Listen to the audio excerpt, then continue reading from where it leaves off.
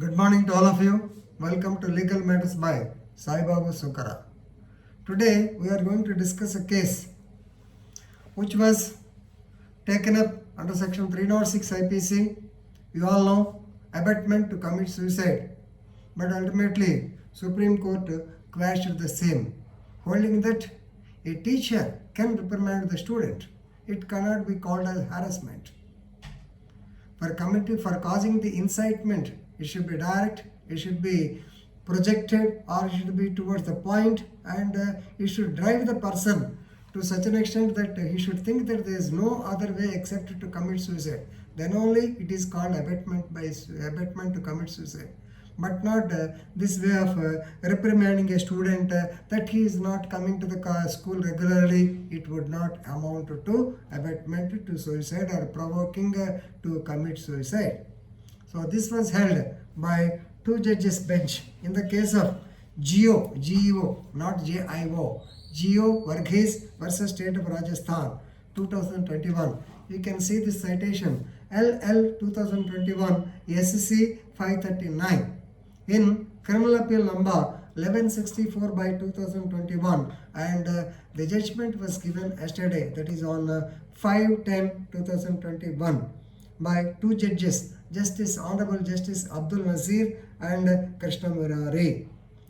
Right? They held that reprimanding a student for indulging in continuous absence to the classes and intimating the same to the parents cannot tantamount to provoking a student to commit suicide. Right? If you go into the details of the case, a boy aged about 13 years, he has been regularly absent to the classes. So Geo Varghese, who is working as the physical training instructor or PTI or PD in a class. So he has reprimanded him several times, but he did not change his attitude. Ultimately, the chronic absenteeism was told to the principal of the school. The principal in turn called the parents of that boy and gave a stern warning to the boy in their presence itself. So the boy actually, who is very emotional, who is sentimental, he could not digest the so-called incident which occurred before his parents, reprimanding before his parents, and ultimately he committed suicide by writing a suicide note. Incidentally, this suicide note saved the accused person Geo Varghese. Right? So what happened is, this man is 4 times in his suicide note he named the teacher. How this is important. How he has thanks Geo. Thanks Geo. James Geo Varghese, PTI of my school. The death note clearly stated, thank Geo PTI of my school. So the suicide note did not indicate any overt act or any instigation on the part of the teacher. Of course, since due to the death, immediately the mother of the deceased person, she lodged an FIR which was registered after 7 days. Right? So in her report, she alleged that due to the mental harassment meted out by the teacher, the boy committed suicide. Right? So basing on this, Geo Varghese, he approached the High Court of Rajasthan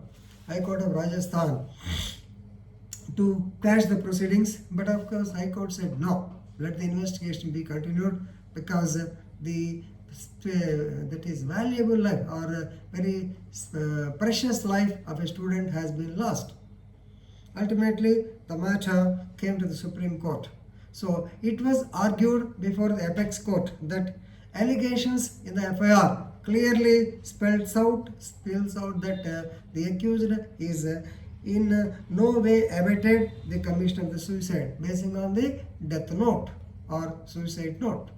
It is very clear. He is written, thanks Geo. That's all. Right. So no doubt the Supreme Court is conscious of the pain and the suffering of the parents who lost the young boy. They also commented that a young life was lost in this manner, but it is not a legal remedy. You can't blame him under section 306. No doubt.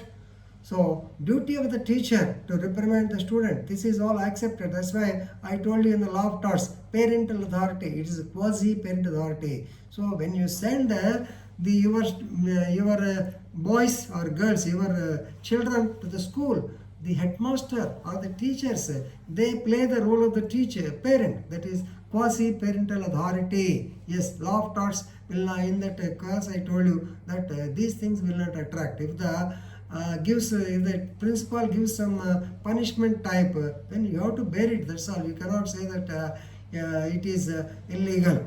And act also. I will tell that act also. Right.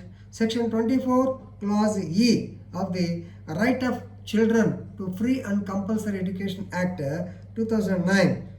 It says that the teachers can hold regular meetings with the parents and guardians and to apprise them about their attendance. So that's why the old legal maxim, spare the rod and spoil the child. So if you spare the rod, definitely they spoil.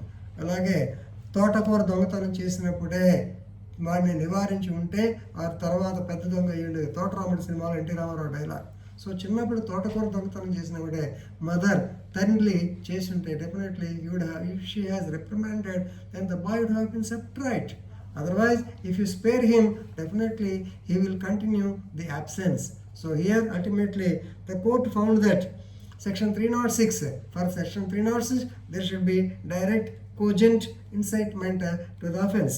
So this allegation of harassment that he is not coming to the school regularly cannot be sufficient to treat the case as a 306 abetment to suicide. Therefore, quashed. The FIR against the teacher Gio Varghese is quashed. Very good judgment.